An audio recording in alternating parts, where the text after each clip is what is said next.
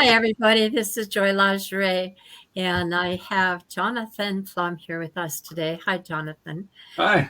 And we're talking some interesting things about his own playing and musical experience and the London Bridge Studio. So I have included some videos on matured musicians so that you can fill yourself in some of his prior interviews. In the meantime, I'd like to give a shout out to my sponsor, Chad Christ.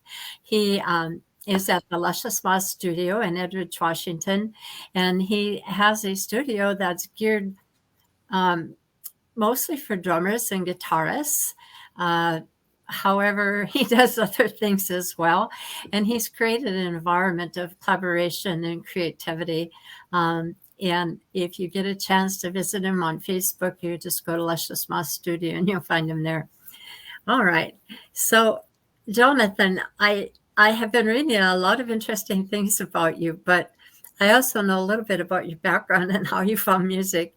Would you like to tell us a little bit about how that all happened? Sure. Well, and by the way, it's nice meeting you today, and thanks for inviting me on your I guess, what do we call this? So it's a live stream, right? It's a live stream. It goes international too. So yeah, when we during the COVID shutdown, when our studio London Bridge was, down for 4 months, we did our own live stream program where we were doing 5 days a week because there's 3 owners and a house engineer. So we all took turns different days. So none of us were in the studio at the same time. And we did what you were doing for about 4 months. Yeah. Inviting guests on. Yeah. And it's a lot of work. So I know what you work to put this stuff together. So I appreciate you making it happen. I have somebody coming after this next week, and this poor guy, I thought somehow I got him confused with you and another one that's coming up behind him. And it's like, oh, no. Yeah. Yeah. It takes a lot of, I don't know, the way we were doing it. Yeah. It's like hours of prep work and all that stuff. It's a lot.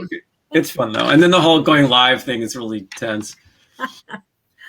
So tell me how it is. I know that you were pretty young when you found music. And would you like to elaborate on that? Yeah, so I was, I was a child of the 80s, was kind of a rocker in middle school and was really drawn to bands like Van Halen and, Iron Maiden and some stuff like that. That drew me to guitar. And then that drew me to taking guitar lessons from this local guy named Rick Knotts, who was in a band called Rail from the 80s that actually did pretty well for a Seattle band in the 80s. Like they got on MTV for a while there and kind of had some smaller hits. They're actually still play every once in a while. So this guy, Rick Knotts, was my guitar instructor. And he, which is a really clever thing he did, is he had all the students pool some money together and he purchased 3 hours of studio time at a studio called Triad in Redmond, Washington. It's closed now, but yeah, I live in Redmond. Okay, cool. Yeah, so Triad. So actually, Triad's now reopened up on Capitol Hill, but different studio. Anyway, so I was, I think, 15 or 16 when this happened, and so all the students, we all went into the studio for 3 hours. He booked time with the engineer Tom Hall there, and he just showed us what recording studio was like, and I knew nothing about recording at that point. I'd never been in a room like that before, and we basically he laid down a little bit of acoustic guitar and some vocals and just sort of showed us how overdub works, and I just was just loved the whole aesthetic of the studio. I didn't know what any of it was, but there was a big giant mixing board in there, and I saw the reel of tape going, and it was the sound, hearing the clarity coming out of the speakers. I just had never heard anything like that before, and just really captured me. So I remember after I left that little workshop, I was 15 or 16. It's like I realized that's all I wanted to do. And fortunately, that was the time where cassette 4-tracks were just becoming pretty cheap and available. So I think that Hanukkah, my folks got me a cassette 4-track. And then from then on, I just spent all my time in my room. Actually, my parents gave me we had a little a playroom, a rec room that had a pretty big walk-in closet that had turned into a recording studio with my cassette 4-track. And I just started playing guitar and overdubbing and songwriting and production. And I had a book, this is all pre-YouTube and all that stuff. So I had one microphone and one book on audio. And I swear I learned most of everything, not everything, but I really got my start there through high school.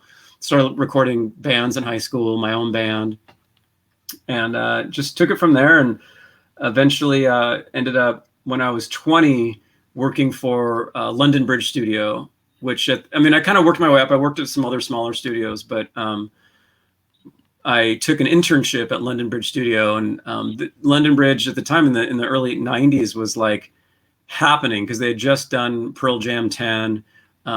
They did Alice in Chains Facelift. So these are these big iconic grunge albums. And I got a job. I started interning, and I got the job where I was a house engineer there. And I was 20 years old. And within that month, I worked on an Alice in Chains record, and Pearl Jam came in. And so it just sort of like launched, and I just stayed there through all the 90s. So I basically worked at London Bridge throughout the 90s on a whole bunch of like early of the grunge era. Well, it was interesting. So like the early 90s, we were making a lot of hit records. And then in the latter part of the 90s, we were still making big records, but those records didn't become a hit because I think the music industry had changed, which that's maybe a whole nother story. Yeah. Yeah. The scene kind of moved away from Seattle around the mid 90s. Anyway, so then eventually I left London Bridge in the early 2000s, started my own little home studio. But, maybe I'd point out to any musician with a home studio is what my model always was I had basically, like I'm at my home now, I have a little home studio with, a microphone, and but I would always go back and hire a big, like a professional studio to do either drums or like play live. So with a band, I would go in and book a big studio, and then capture the basic stuff, then bring it back to my little home studio, right, which is kind of like much more of a modern technique. And I always like encourage, beginning musicians is to utilize these big studios. You don't have to do your whole project there, but you can capture like the basics of it and start with like a really professional sound. And we can get more into that. I know we're sort of like just building up a story here, but so just to backtrack. So I left London Bridge for about 6 years and had like a little kind of office space studio downtown Seattle with my buddy Jeff Ott, who also worked at London Bridge for a bunch of years. And then around 2006, the previous owners of London Bridge approached us about the idea of buying the studio. And initially didn't want to. I didn't think it was a good idea. I wanted to be a music producer and engineer, not a business owner.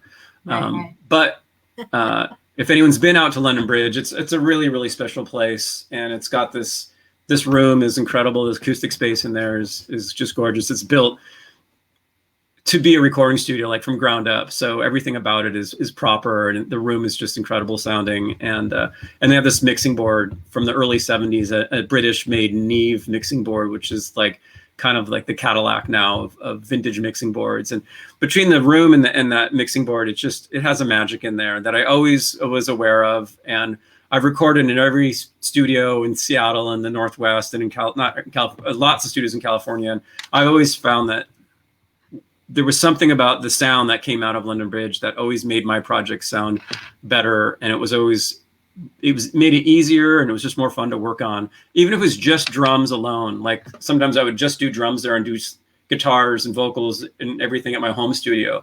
Mm-hmm. But because I had the drums captured at London Bridge, like the whole thing just sounded better from ground up.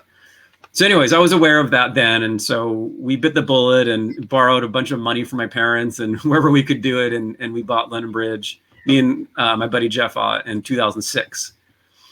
And we've had it ever since. Yeah. I can imagine what a challenge that was. Yeah. And at the time, so the previous owners had basically turned it into their own private studio. So at that point, the studio wasn't really on the market for like the local music scene. Like no one had used it in many years because Rick Parasher, the original owner, he was massively successful. He produced Pearl Jam 10 and Temple the Dog and a bunch of Alice in Chains and Three Doors Down. Anyways, he was like an A-list producer in the day. And so he had kind of turned the studio into his own private studio. So locally, nobody could book it anymore.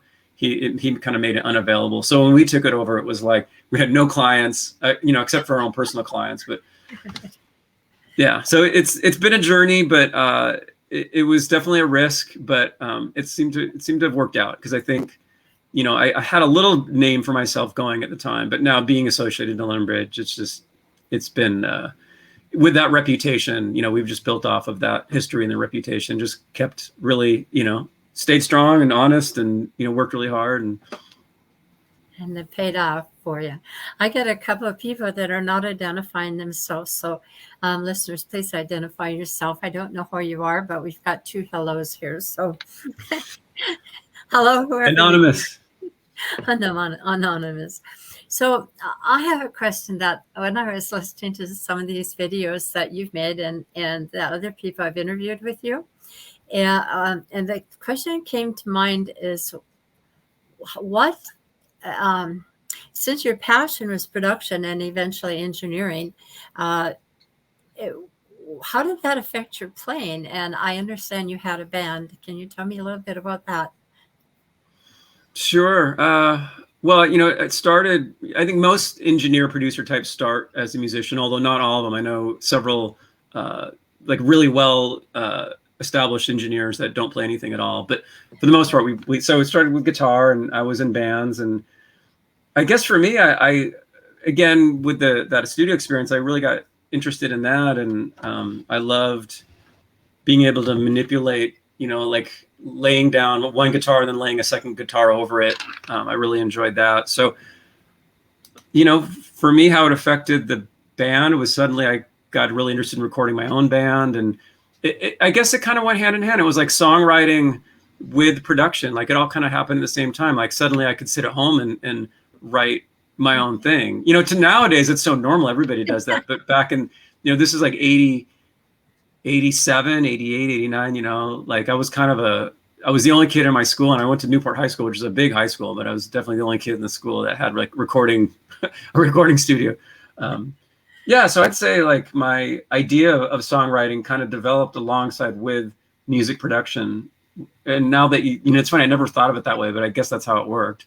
So yeah, it definitely influenced the way I looked at music. And I think I always listened to records, having a teeny bit of understanding of how recording worked. I was really fascinated just to listen to music and hear like, how do they do that? And what does that sound? And yeah, I'm not sure if that answered your question, but.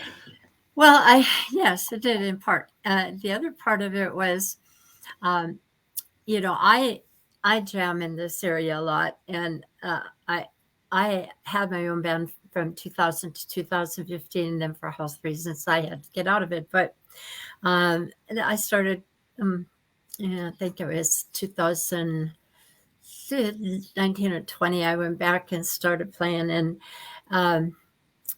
you know, if I had known, I'll go away. Don't you just know it? Sorry. Turn mine off too. I thought I turned it off. Let's see if I can get it off. Come on. No. Okay. So anyway, I didn't know who I was playing with. I mean, I didn't know these guys. I just know they sounded really good. I'd worked for a production company called Rhino. I don't know if you ever heard of them. And out of Tempe, Arizona, and I did a lot of stuff with roadie stuff and driver stuff, etc. And so I got to listen to a lot of artists, and you know, I developed an ear for its, you know, where people were at, and as a result, when I started jamming, I recognized how good these people were, but I didn't know their backgrounds. And once I found out their backgrounds, I was so intimidated. I thought, oh my God, yeah. But luckily I already knew them. So the part of the question that I was asking you is, you know, your main drive was to do the production part and do the, you know, technical stuff. But did that in any way affect, they're trying to get through to you. They want to talk to you.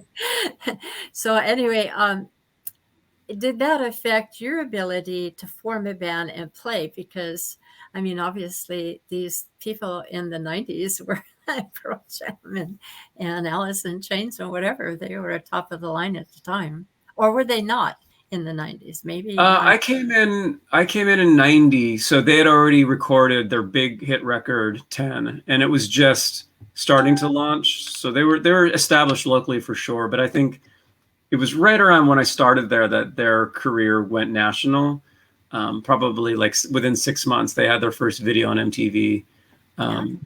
So yeah, I guess I'm maybe you need to clarify, but I guess I know for me, once I got like professionally into that world, I didn't have time to be in a band anymore. There was a moment where, I was working for London Bridge, and my boss at one, because I'd have to leave early 2 days a week to go practice, and eventually my boss pulled me aside and said, "You got to pick one. You can't do both." Oh, no. So I was like, "Sorry guys, I'm quitting the band." Did you ever keep up with your music, or was that kind of the end of it, the whole thing? Or You did you know, come back to it? that's a cool question. I did actually for many years. I stopped playing and I just focused on the studio stuff. But also, like, it was a different time. Nowadays studios. Well, I was an employee of a recording studio, and there's not too many of those employees in music studios left anymore. Most recording studios now are sort of owned by music producers usually. So I just didn't have time to do it for probably about 3-4 years. I didn't have any time to play any music, and eventually I got around, and there was enough time opened up. Maybe things slowed a little bit at the studio, and eventually I did get back around to it. And then I really made an intention to. I had spent maybe 5 years really honing my skills in the studio thing, and eventually really turned my interest back to songwriting and production. And that kind of went hand in hand too, as I learned. I mean, it's kind of fun. Like, I don't know if everyone knows what a producer does, because I didn't know. When I was 18, 19, I had no idea what really a music producer did.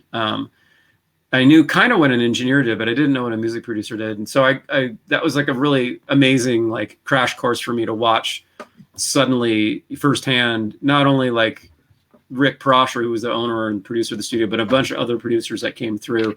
So I just observed music producers and what they did. And I didn't know that what I observed was these people were meeting with the bands long before they came in the studio. So like what I saw with Rick was he would he'd have the band give them demos of the songs, and Rick would analyze the songs and chart them out, and often he'd kind of learn them on piano, or he happened to play piano, but and he would come up with ideas of how things could sound better. He had a certain a bar of expectations in the music, the arrangements, like if something wasn't melodic enough or stagnant or too long or too short or whatever. And he was extraordinarily skilled at this, naturally skilled at it, where I feel like I wasn't necessarily natural at this. This is taking a lot of work for me. But I got to, watch him integrate with bands and make suggestions on how the music could be better before they even got in the studio. Yeah. So there were sort of like layers of that production, like outside the studio, and then that carried on into the studio. Okay. I do have a question on that same vein from Chris from the James Carr Band, and he said, from a production standpoint, how do you get a songwriter to listen to your ideas that would improve a song? And then he added, when they are very stubborn. That's taken me years to get better at. But one of my mentor, Rick, I keep talking about Rick, his suggestion to me was, when I was really young and didn't have any confidence yet, he said, bring your best idea first. Like, find something that is a good idea and is going to be a winner, and lead off with that. And what I've learned over the years is just getting more confidence is that if you can show that you can present a good idea that's going to improve their music and they can hear it, then they're more apt to like listen to you. But that's tricky. I mean, to this day, I work with people that don't listen to me, and but what happens, it's funny. There's a funny thing that happens is the most stubborn people are the people that seem to flip the hardest. Like, where I feel like I'll work with new clients that really are weird, like standoffish or not comfortable with me, or not interested in hearing any changes. But once they see the process and they can trust that my suggestions do make sense, I've noticed often they'll really flip to where like they'll just be like puppy dogs, like, tell me what to do next. Well, I've done some recording with Chad Chris. I don't know if you know him, but he's one of the lead players for A Heart by Heart. Oh, to okay. I them. know that project. Yeah. Yeah, yeah, we've butted heads a few times, but I listen to him because I respect him and I respect what he's done. And I know that he has, and I would imagine you had this too, is that over time when you're listening to this, and he's a I think a very good musician, so he's developed an ear and he hears things like he tells me, what he's hearing, and I don't hear it. So, I try, but I never make a producer. And so, yeah, he does a lot of that, and I listen, but then I'm much more malleable. I think I'm, female and all, but yeah, I would imagine that there are times when we butted heads and I went out. But for the most part, I listen to him, and I think it takes a lot of confidence to do that. I mean, I think I'd have to really respect anybody telling me that, because if it was just anybody, I wouldn't probably not listen. Right. I mean, I think that you're hiring somebody, you're paying for their services, Exactly. and I think musicians, I think have a certain mindset about music, where I think engineers or producer engineers think in terms of more like sonic space often, where like a musician might have like this gorgeous. What's Pardon? sonic space? Sonic space. I'll explain. So a musician might have this beautiful guitar part that it's like just to die for. Like it's a beautiful guitar part, but it happens to be like right over the vocals. And the two parts, they're great parts, but it's like too much together. And so I think where an engineer or a producer mind might think that part, the guitar part, is so wonderful, but it's taking up too much attention away from the vocals. So let's see if we can like dumb it down during the vocals, and then when there's a space, maybe we can introduce that idea. Or so I think that's where an outside producer type person can really help, because it's different. I think orchestrating for a live performance or in a band is sort of one thing, but orchestrating in the studio, it really is different, because live, everything's louder and it's not so detailed, where in the studio things get very, very detailed, and you have specific rooms. So sonic space is like, producers and engineers, we think of layers like our high end, like how like piano and vocals and guitar all sort of sit in the same sonic range. So like a typical like producer call might be like, if the piano's playing something that's clashing with the vocals, drop it down an octave. Like it gets it away from the sonic space of the singer. So we think in terms of that. So it's not just like musical, but it's sonic.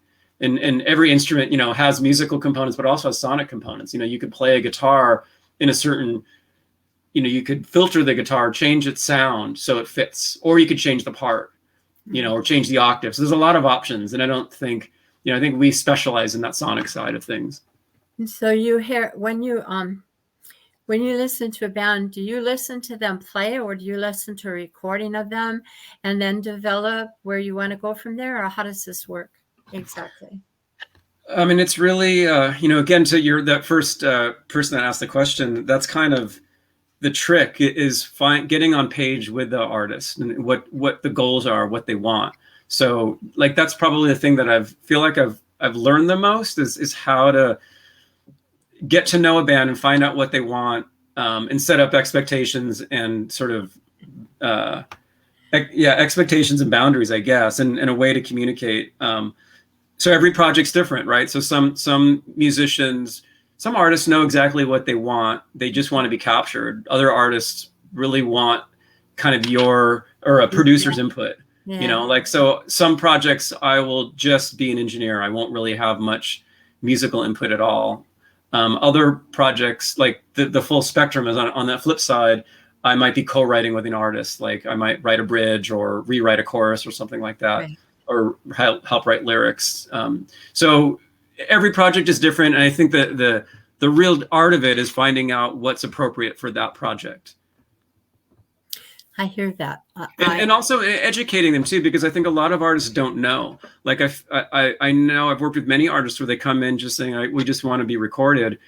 And the time in the studio, I'll hear something, I won't have done pre-production with them, but in the studio, I'll just hear like, oh guys, you got to try this. I have a really great idea. Just give me 5 minutes and just try this idea. And if it's a good idea, they'll hear it and they're like, oh man, that was good.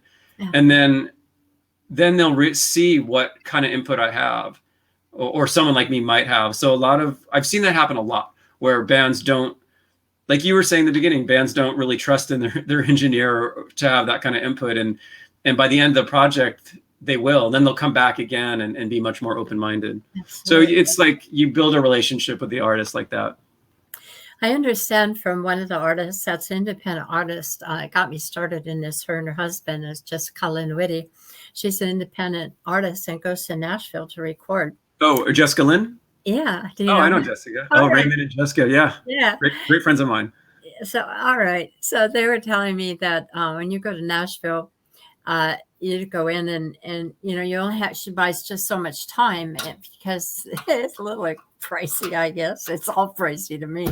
But anyway, she was saying that she just goes in and tells them what they want and they record. And because she has a time limit. But for me, when I was, she was encouraged me to go to Nashville, and I was like, no, I like where I am, because I wanted that hands-on. I wanted to be able to, every step of the way, every line of the song, to be able to have some control about what was in there. And, I'm not a big recording star by any means, and I don't expect that, but I do expect a good product. And I do expect that when I go into a studio, I want to know that my thoughts are in that song. This is my creation, not somebody else's. So understanding what you're saying, it sounds to me like when London Bridge Studio was doing all these record company recordings and productions, that you have that element in there somehow. And even now that the industry has changed, and I'm going to ask you about that next, you still have a lot of hands-on with the people that you work with. Is this correct? Or?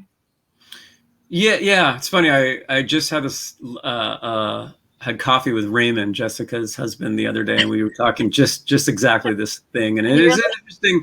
It's interesting because Seattle doesn't run like Nashville, and it's pretty different. And I think there's pluses and minuses of both sides. And I can explain more if you want of how I see that all working. But I don't know. What's your question about it? I was wondering if the hands-on part of the part where the artists, bands that you worked with when London Bridge was the big record producing kind of thing that it's not today, whether that is, from what I was hearing from you, that was part, you would listen to these artists' recordings or what they were doing, and you were working with them and giving, not just taking the product out of their hands, but that you were actually working with them the whole process and listening to what they had to say.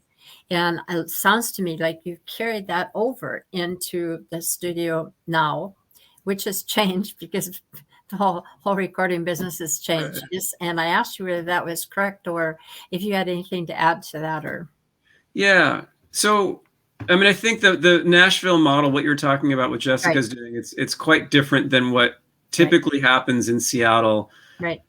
So what happens in Nashville is they have these studios that have like a built-in band, musicians. Yes, and all sounds the same to me. But and so these musicians are like just top level, and this is all they do all day long. So you buy blocks of studio time. So you go in for 4 hours, and you give them a lead sheet that just has chords on it, or they'll make it themselves, and they'll just play the song right then and there.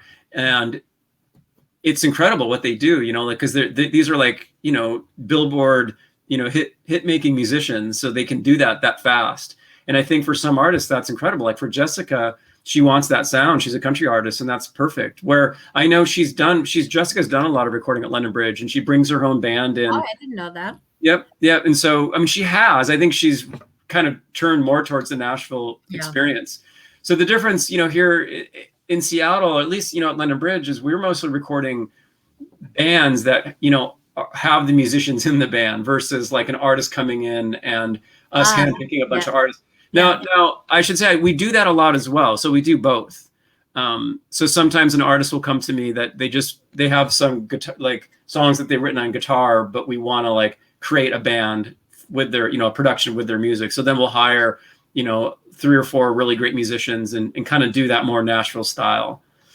So it's kind of like, some bands are bands. They have all the musicians already. They want to go record. Other musicians might just be an artist. I mean, I work with many, many artists that don't have a band, haven't played in a band, but want to make, a recording like what they hear on the radio. And so we get into that. And I think we can do that Nashville style thing. We're just not as fine tuned as they are in Nashville. And I don't know. I mean, I think your question, like, do you get as much a hands-on experience? I've never been to Nashville, and everyone says I need to go, and I should probably, but I mean, I've heard that they're quite open-minded to direction, that you can tell them what you want, and they're just so fast that they'll get there.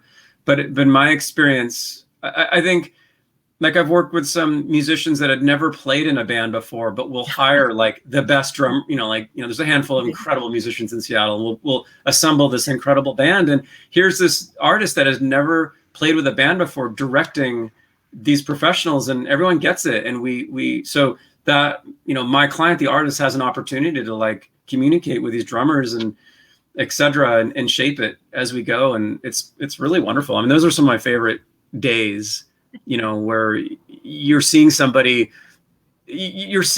someone's idea of music like become a reality in this really incredible way, because these players are so good. It's really amazing. I hope most people get a chance to do that a little bit, whatever level you're at, to have professionals to hear your music, like not necessarily played by, but interpreted by professionals, because it's really fun. Right. I think I have that, but not quite at the Nashville level, and that just doesn't entice me. I'm sorry.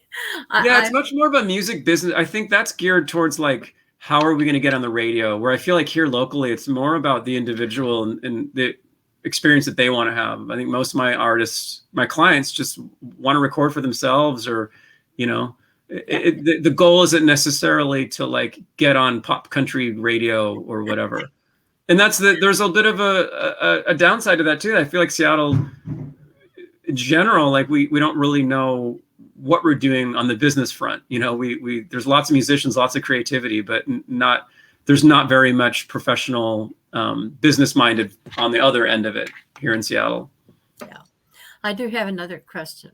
Sure. And there's so much material here. I wish I had you longer than an hour.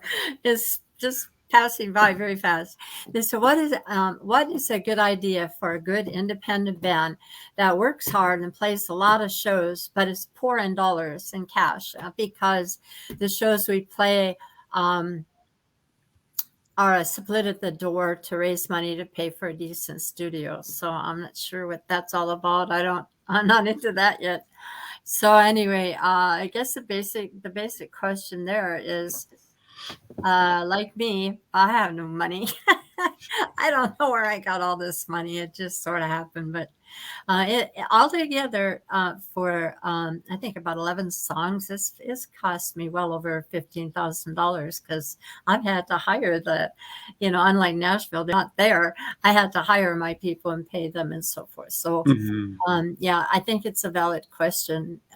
When I first looked for a place, I was scared to death, because I went to the one in Woodinville. I can't remember the name of it, but they gave me something like $600 an hour. And I'm like, right. So I guess the thing is we're talking about is cost. So what for those of us that are not being backed anymore by record companies, we're independent, and we want our music out there, and we want a good quality, but we just can't pay that kind of money. Yeah.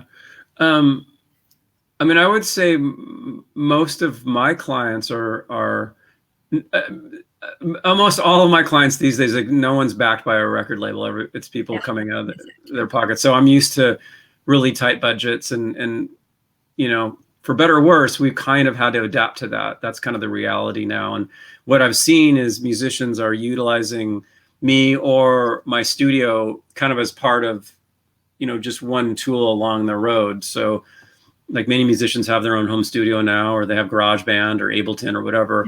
And like I was saying earlier, I mean, I've been doing this. I feel like I'm a product of this process. Like I was maybe one of the first to start that, is like just utilizing a big studio when you need to, you know, like if you've got drums in your band, or I don't know what style you're doing, but if you have, you know, if you need to record something acoustically, it does pay to have it done in a real studio versus your basement. So like just say like a singer-songwriter pop band or something, you know, with drums and acoustic guitar, maybe booking one day in a studio just to get the drums and then do the rest at home will make a huge difference.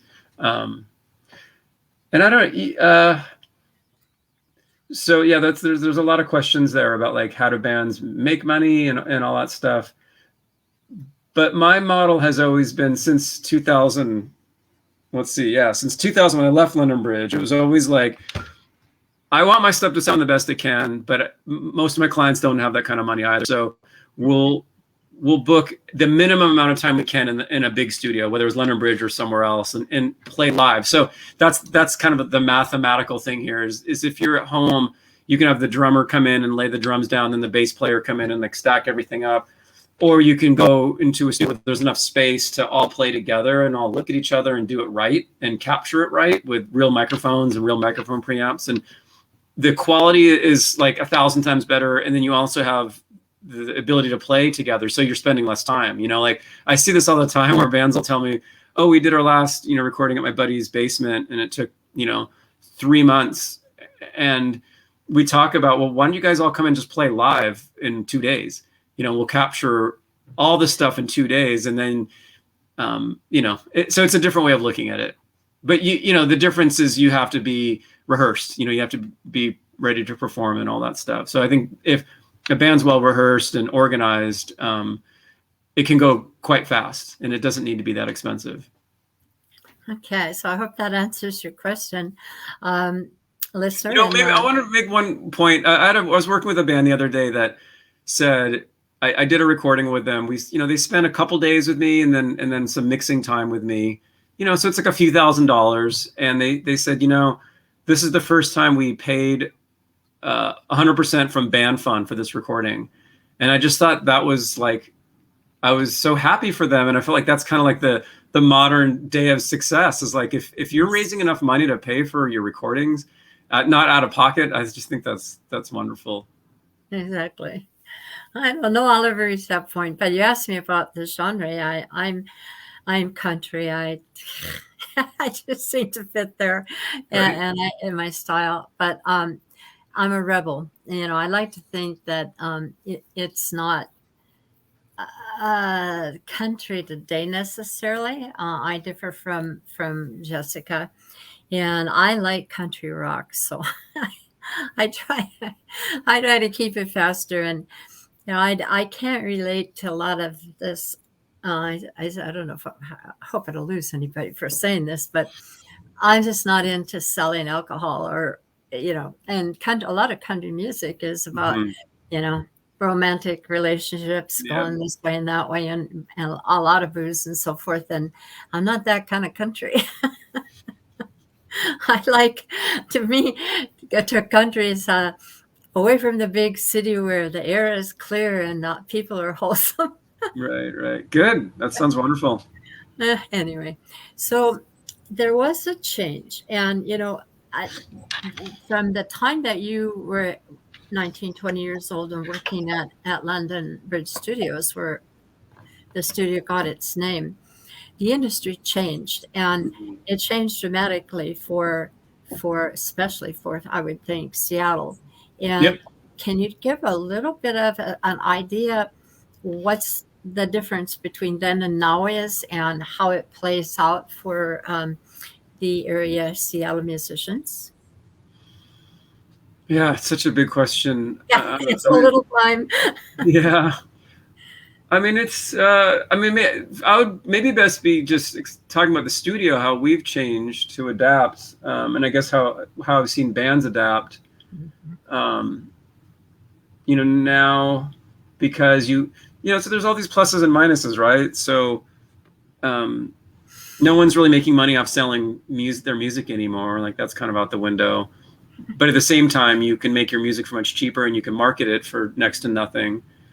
So the bands that I see that are having success are like, they're like little business machines, you know, where there's someone in the band's like an expert PR person, someone's a graphic designer, you know, and they're at it and they're doing it. There's so many tools that you can do yourself now. You know, they're getting all their stuff on the streaming services. They're on TikTok and doing all that stuff, playing all those things, and it's exhausting. But you know, if you have a team doing it, yeah. So for the studio, how did it transition? Was it all of a sudden, or did it go gradually? I mean, I can't really speak to what the musician, because for musicians, it's been different. Like, I think it's been worse for musicians, you know? And I don't consider, I mean, I am a musician, but I don't make money from being a musician. I make money from producing. So that's my perspective. And I mean, for musicians, I just don't know, you know, I know people that do it professionally, but it's like patchwork, you know, they're teaching, they're making money off Fiverr, you know, they're hustling basically, you know? Yes. Let me rephrase it. When things were hot and you were recording all these people, all these great bands, and you were working for London Bridge Studio, mm-hmm. There is a definite change between that and what you're doing today at London Bridge Studio. Mm-hmm. So was that a gradual shift, or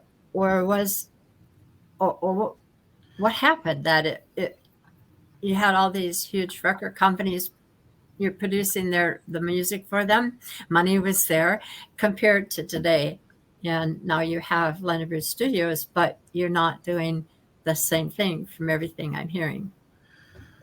Yeah, I mean, again, it all, I guess to answer your question, it all happened in chunks, right? So these big moments happened that everyone remembers, like when Napster came out and suddenly it kind of like the value of buying music kind of went down and then went away. And then the home studio thing happened where you needed, you know, analog tape deck, these expensive equipment to record. And then the home computer thing happened. So all that stuff changed. And then, you know, the Seattle music scene, that was its own thing. And that kind of changed. I wouldn't say it went away, but it definitely like the hyper focus went away. I mean, there's still the music industry here in Seattle for sure. Yes. I guess some of the big changes I've seen is like back in the day, record labels would pay for, you know, all the recording, all the marketing, all the touring. And now it's like more like they're in, you know, helping each other out, where like maybe the band will pay for the recording, but the label will help out with marketing or something like that. So that's more like that 360 kind of deal. Yeah. I see that much more where a band kind of goes into business with a record label and they kind of share some of the stuff. I feel like that's a little bit more common. But the other answer is like, nobody knows also, like, you know, that's a big question that comes up at our studios. Like, how do we make money at this, or and unfortunately, like, there's just no easy answer. We're meeting people in Seattle that are doing like music marketing, that's what they do. Yeah. There's not enough of them and nobody knows who they are. Yeah, exactly. But they are out there. And I mean, if someone wants to get a hold of me, I'll definitely, you know, can steer them in the right direction. But I definitely do not know about marketing or how to make money at this stuff. but I'm working with people that do, you know, and there are some professionals out there that can steer you in the direction, but I know nothing's guaranteed, of course. And yeah, it's you know, we're all a little like trying to figure it out. Yeah. So we're gonna do it. You know, we're gonna make music. We're drawn to that. It's just like, if you can be happy doing that and remove the expectation of like, I gotta be at this level to be happy, then you're just gonna be happy, because we can all make and record music and share it with our friends. And hopefully that should be like, provide quite a bit of happiness. Absolutely. During COVID, I understand that there had to be a slowdown in your studio.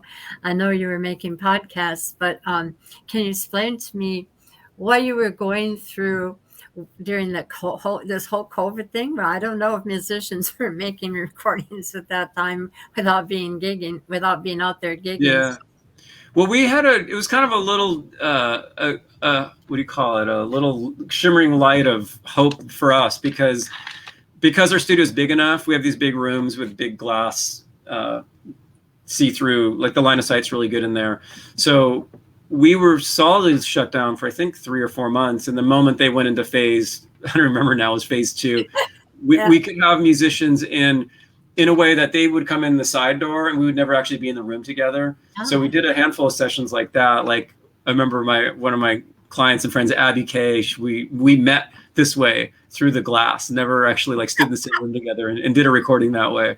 So we were doing that for a while. And then we started doing the live streaming, and that became a whole like sort of side business for us. Yeah. Was that, like, for example, the School of Rock. So the Northwest has a bunch of different School of Rock branches, and typically what they do, these are kids, and usually kids, and they would perform at the end of the year. They would do a big performance for the family, and they couldn't do the performances anymore, but we were able to do live streaming, and that ended up being really wonderful because it gave a safe place where bands could play. We had it set up where the singer was in a separate room and all that stuff.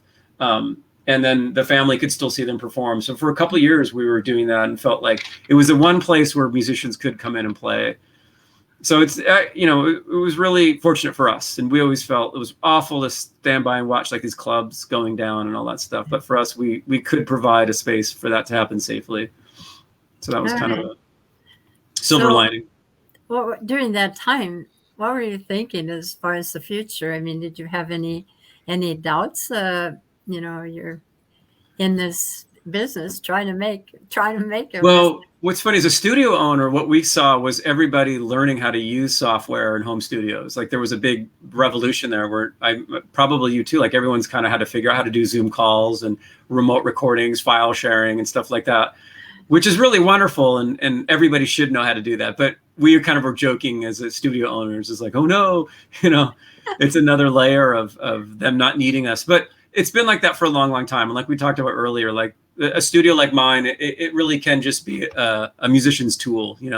I don't see that as a threat anymore to our business. I just see it as like, it's empowering musicians, and they're always going to need, a professional space when they need it, when and where they need it. Yeah. Gotcha. But yeah, I mean, things are changing.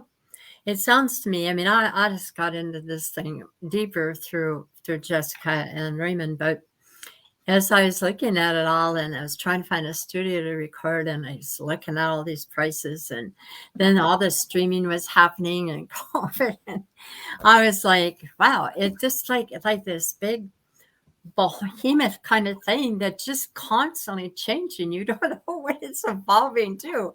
I don't know if it's going to be a monster at the end or a dud. It's like, holy cow. And I didn't think I performed well enough to stream. So when I wanted to reach out and touch musicians and get them together and try to let the fans know and other musicians know what everybody was doing and how they were faring, this is as close as I got.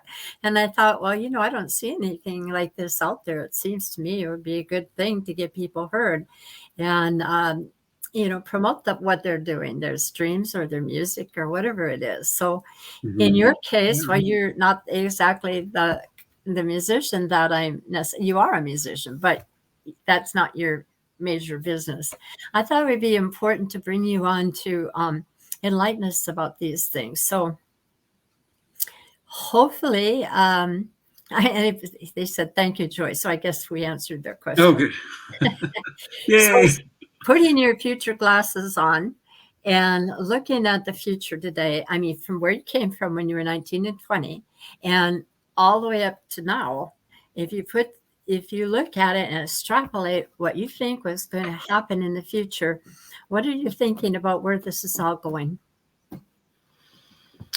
I guess all I can say from my viewpoint now is I just feel like I never really felt like myself or even my studio like relied on like record labels and that part of the music industry. Seattle's always been sort of this side thing and a DIY thing. And I think the bread and potato for my studio, and probably most every studio in town, is just this incredible bank of pool of musicians in Seattle that just want to create music. I think we're artists here. We want to create. It's dark and rainy, and we want to express ourselves, and it's normal. It's normal to be in a band here, and not every city's like that, so I feel like it's just it's something that we do as musicians, as artists and creators, and it's important to us, and it's kind of our psychological, grounding of how we get through in the world, and we have this wonderful gift and a voice and an output that we want to share with the world, or share with ourselves or our family or whatever. And it brings us such happiness. And that's what it's about. It's not,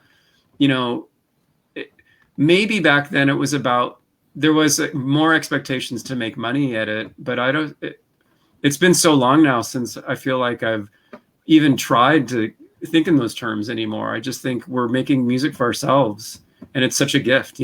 It's to writing a song and then recording it well and being able to share it. Like, that's just a gift for us as the writer, and it lives forever. And it's like it's a diary, and it's a memory bank, and it's just so powerful. So I think that kind of transcends any of the music business talk, Yeah, exactly. That's how I feel.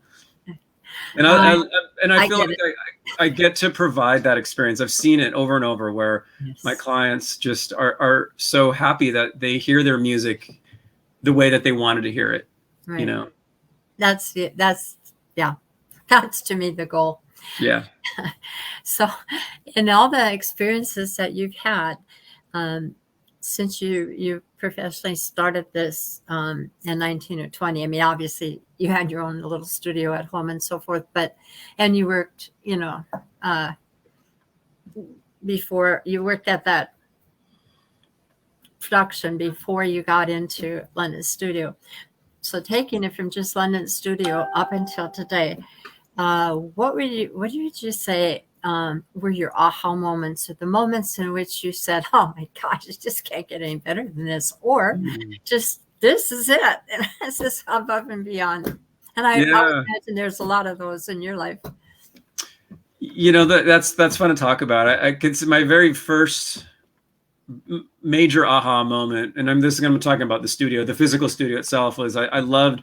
So Pearl Jam 10 was already out. It had just come out, and I've been listening. Me and my friends had all been listening to it, and I should say Temple the Dog. And if anyone's familiar with that music, it's rock, but it's pretty organic sounding, and it's got this real air and space to it. And I just loved the way it sounded. It sounded so natural and open.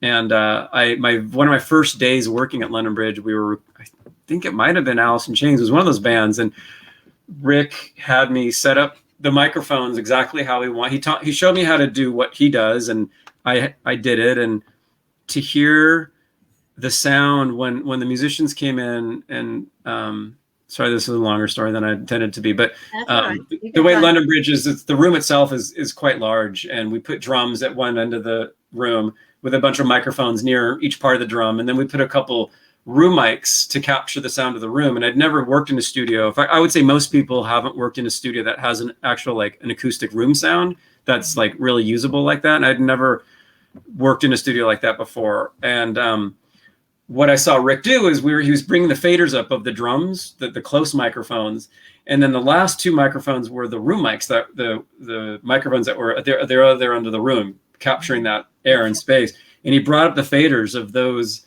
room microphones, and the drums went from sounding like this real tight, close drum sound to this big, natural, and open sound that sounded exactly like those records that I heard on the radio. And it was like, that was the sound that I was so drawn to, this open, organic sound, and realizing it's just the magic of that acoustic space.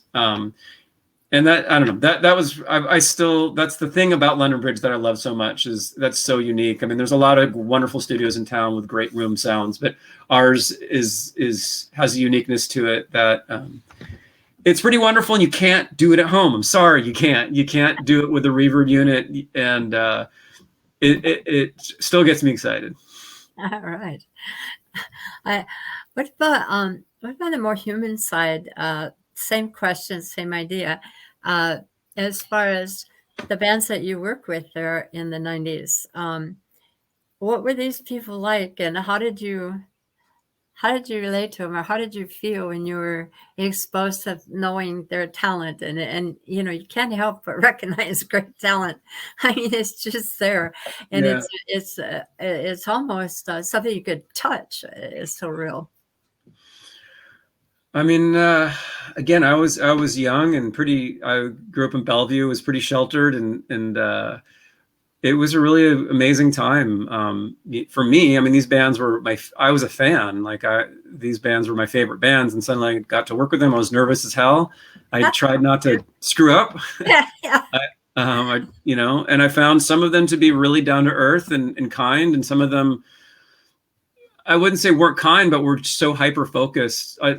It's pretty well known. Like Jerry Cantrell from Alice in Chains is a hyper focused, highly creative person, and he was just really, really intense to work with. So for me personally, it was really intimidating, and he wasn't nice. He wasn't not nice to me, but he didn't have any energy to how are you or who are you? It was I need coffee and I need this cable and I want to record this now.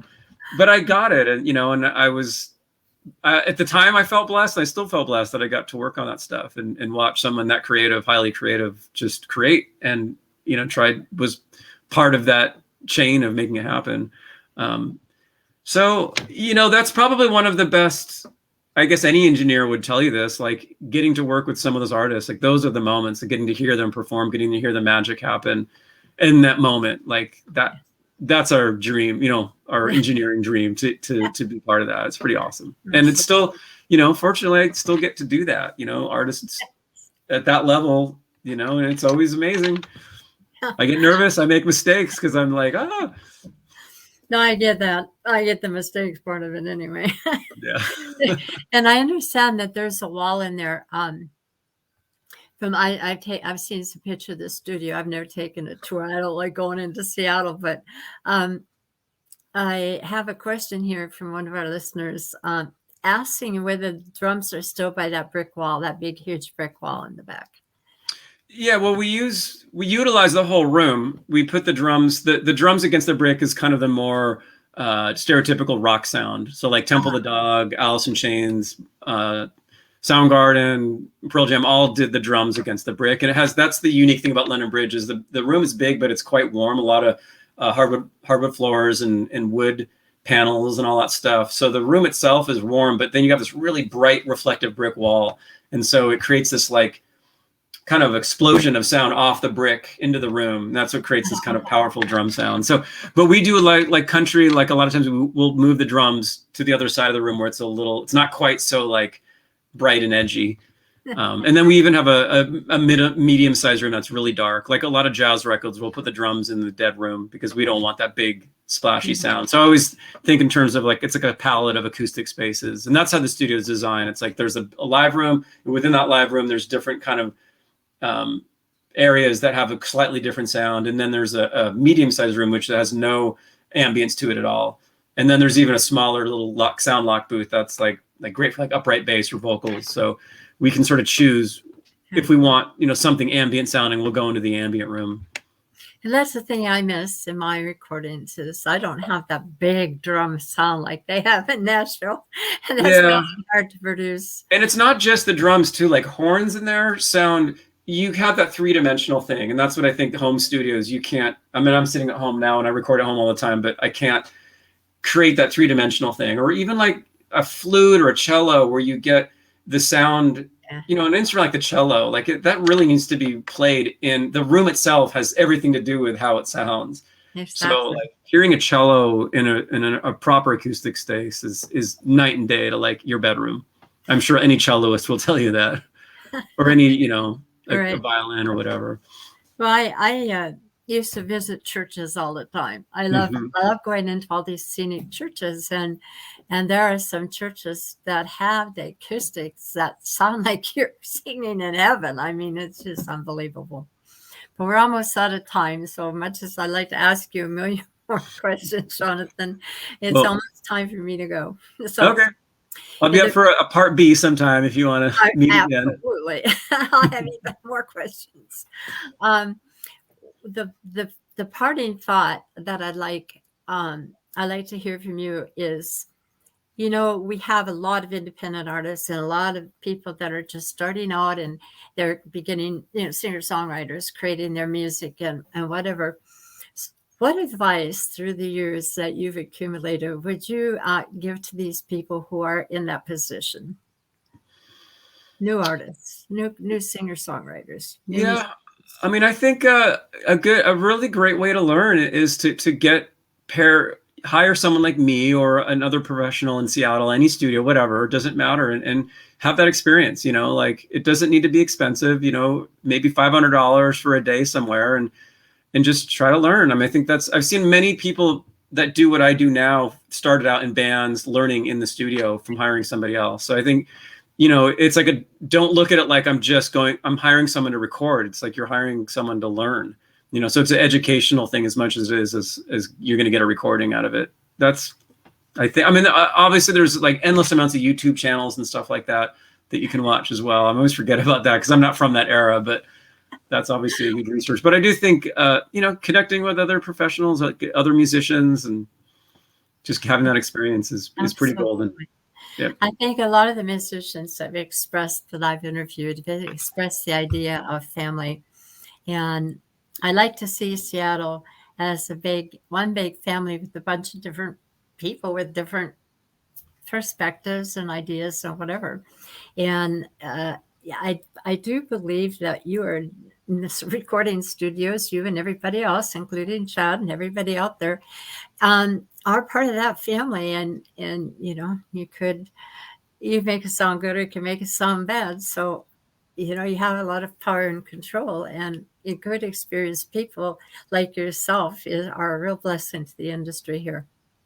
Well, thank you. I appreciate that. And I'll look up Chad Quest. I want to check out your studio, and I'll reach out and say hi. We'll connect. All right, good. Well, thank you very much for being on tonight. And I mean, this afternoon, I'm tonight already. And all the people that are listening in. And I know a lot of my people work. And so musicians don't make much money gigging unless you're really good and are really in the right place at the right time. Right. And so I do want to thank you all for listening, and they will be tuning in later. So I'll send you some statistics that we've got about how many viewers are watching us. So I do want to thank you again one more time, and thank everybody out there for tuning in. So Jonathan, you have a good rest of your week, and somewhere down the line we will connect again. That sounds great. Yeah, thanks for reaching out to me, and I'd be happy to come on again. And maybe if anyone's interested in my studio or me, just look me up. I'm out there. I will. All right. We'll talk soon. Bye. Okay. Bye-bye. Well, that's it for this recording. I hope you found this interesting. I think Jonathan is a very skilled man, and I do think that his studio is a very unique, one of a kind. So if you get a chance to go on the tour there, I think you'll enjoy it. So that's me signing off. Have a great day. And next week we'll be having someone else in here. His name is Chris Kalim. Oh, I can't say his last name.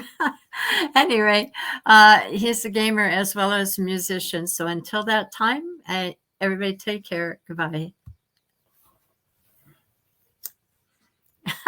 Well, here I am.